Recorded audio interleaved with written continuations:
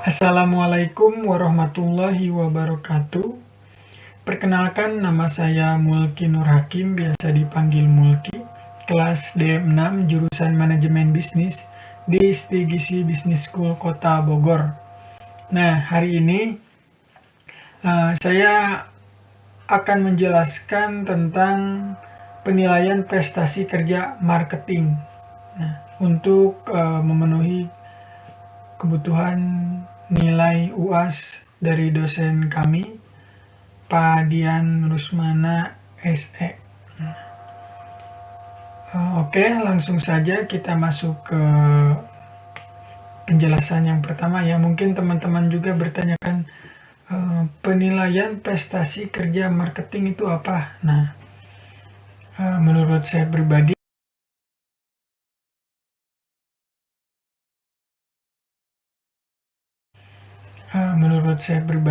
di sini bahwasanya kita itu perlu menilai hasil kinerja karyawan atau pekerja yang kita kerjakan gitu loh. Nah, di sini ada 2 poin.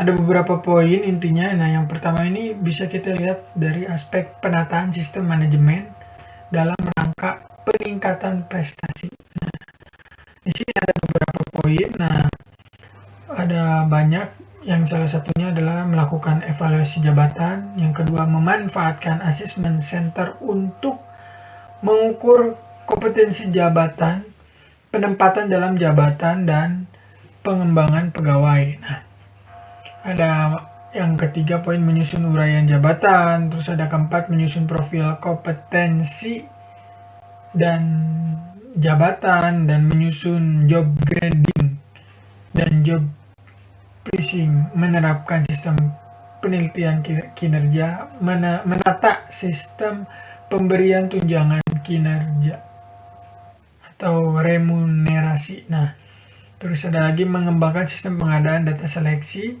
ada membangun atau mengembangkan database pegawai, ada mengembangkan pola karir berdasarkan kompetensi, penempatan, rotasi, mutasi.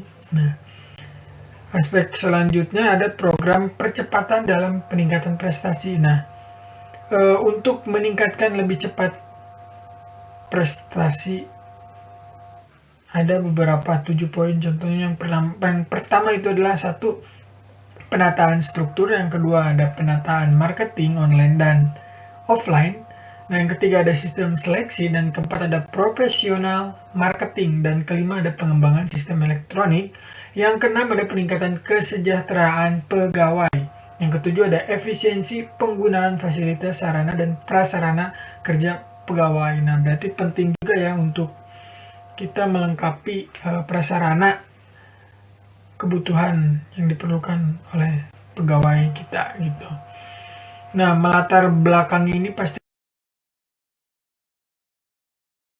gitu. Nah, melatar belakang ini pasti kan banyak pertanyaan dong.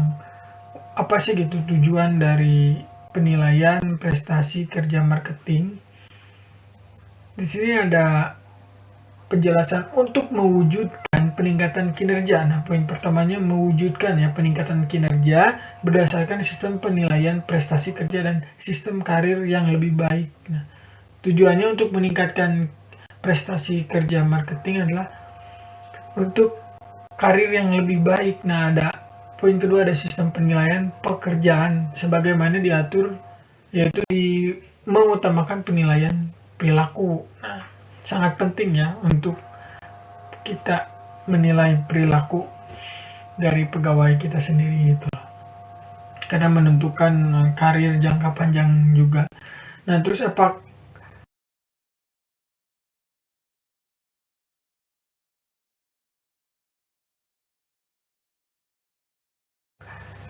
terus di sini ada apakah saya marketing yang berkinerja? Nah, ini kan sebuah pertanyaan yang klimaks ya, berarti tergantung nilai prestasi kerja Anda. Jawabannya adalah semakin tinggi nilai PK, semakin baik kinerja Anda. Nah, PK ini ada penilaian kerja ya.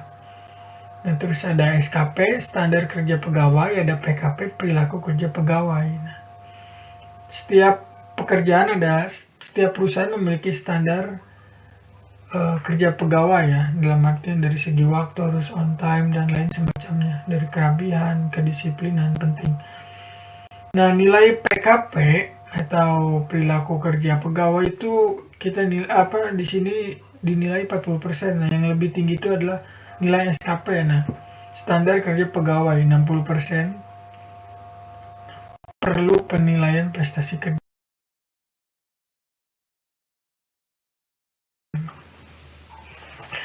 Siapa yang harus mengetahui penilaian prestasi kerja marketing ini? Jawabannya adalah semua marketing harus mengetahui dan memahami proses penilaian prestasi kerja ini. Bukan hanya penilai, tetapi semua. Nah, berarti kan pada intinya memang kita itu harus memahami proses penilaian prestasi kerja. Nah, agar mencapai penilaian yang objektif ya, objektif, berarti penilaian secara objektif, sudut pandang segala aspek gitu, penilaian yang secara justik atau adil.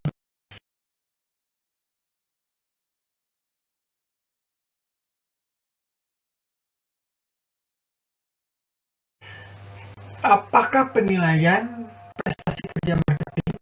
Pertanyaan ini juga kita jawab, proses penilaian secara sistematis yang dilakukan oleh pejabat penilai terhadap sasaran kerja pegawai dan perilaku kerja marketing. Nah, yang dinilai apa aja sih? Ada dua nih. Apakah sarana kerja pegawai tercapai? Apakah perilaku kerja pegawai baik? Nah, berarti ini kan simbiosis mutualisme, dalam artian sarana kerja pegawai tercapai atau tidak, berarti pihak perusahaan itu memenuhi tidak sarana prasarana yang dibutuhkan oleh pegawainya, oleh karyawannya. Nah, ini sangat penting ya. Dan sebaliknya, sebagai pegawai pun memberikan yang terbaik kepada perusahaan. Apakah perilaku kerja pegawai baik? Nah, ini kan pertanyaan yang memang perlu kita nilai prestasi kerja marketing. Nah, dari dua poin ini adalah bagaimana perusahaan dan pegawai ini saling, bukan hanya saling menguntungkan, tetapi saling perusahaan memberikan yang terbaik, perusahaan memfasilitasi yang terbaik, dan pegawai pun memberikan kinerjanya yang baik atau totalitas gitu ya. Bahasa kerennya totalitas lah. Apakah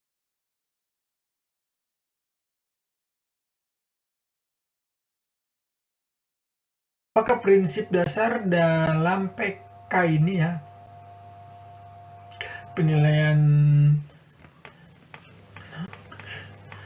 ada 5 poin secara objektif sesuai dengan keadaan yang sebenarnya tanpa dipengaruhi oleh penilaian subjektif pribadi dan pejabat penilai gitu. Jadi memang kita harus melihat secara objektif ya, melihat secara luas untuk menilai pegawai gitu ya. Terus ada terukur, data diukur secara kualitatif dan kuantitatif.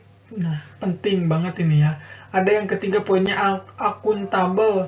Seluruh hasil penilaian kerja harus dapat dipertanggungjawabkan kepada direktur. Nah, berarti kan segala sesuatu yang dikerjakan itu memang tanggung jawabnya harus bisa dipertanggungjawabkan, segala pekerjaan yang kita lakukan. Ada yang keempat, partisipasi. Nah, seluruh proses penilaian prestasi kerja dengan melibatkan secara aktif antara pejabat penilai dengan marketing yang dinilai. Ada 5, transparan. Seluruh proses dan hasil penilaian prestasi kerja bersifat terbuka dan tidak bersifat rahasia. Next, ada apakah saran kerja pegawai? Ini ada SKP, rencana kerja dan target yang akan dicapai oleh seorang marketing.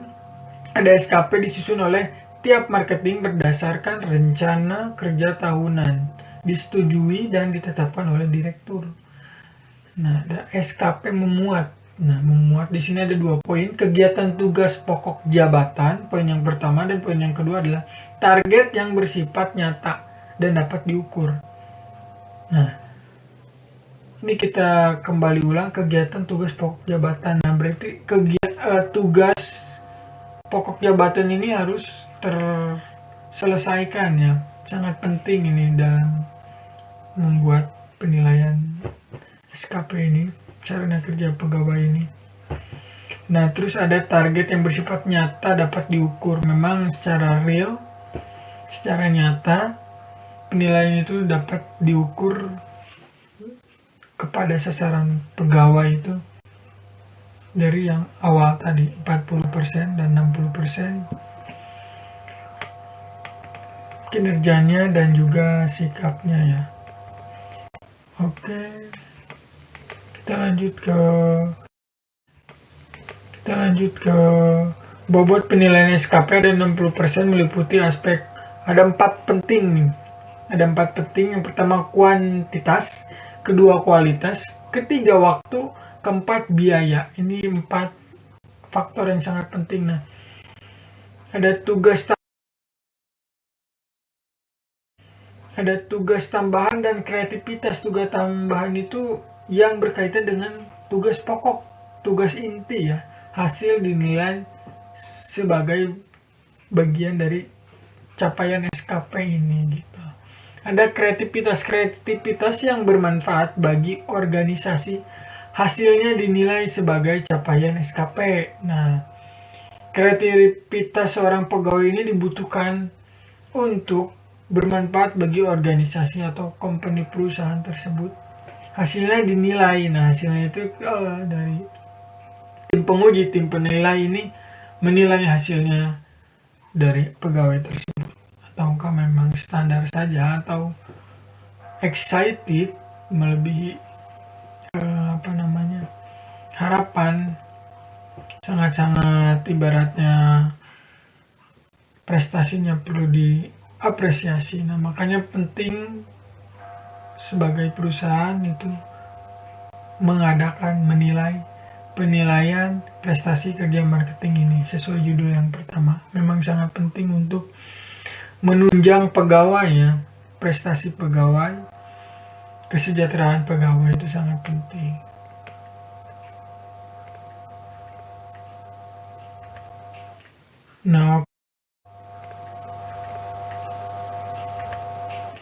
Nah, oke, kita lanjut ke apakah perilaku kerja pegawai, setiap tingkah laku, sikap atau tindakan yang dilakukan oleh marketing atau melakukan sesuatu yang seharusnya. Bobot perilaku kerja marketing adalah 40% ya, cukup tinggi ya, 40%.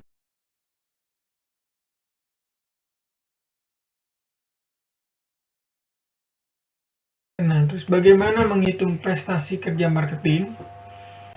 Di sini kita bisa lihat di tabel ada nilai PK sebesar 60%, nilai SKP, bobot dikali nilai SKP, bobotnya itu PK 60% ya, terus bobot PKP itu 40% dikali nilai PKP. Di sini ada contoh nilai dengan grade-nya ya. Nilai 91 ke atas, kualifikasinya otomatis sangat baik ya. Nilai 76 sampai 90 baik, nilai 61 sampai 75 cukup, 51 sampai 60 kurang, 50 ke bawah sudah pasti sangat kurang ya. Nah, oke. Berarti pada intinya memang penilaian ini sangat penting ya, penilaian kerja PK. Penilaian kerja PK ini terdiri dari 2 poin, kita ulas kembali ke belakang.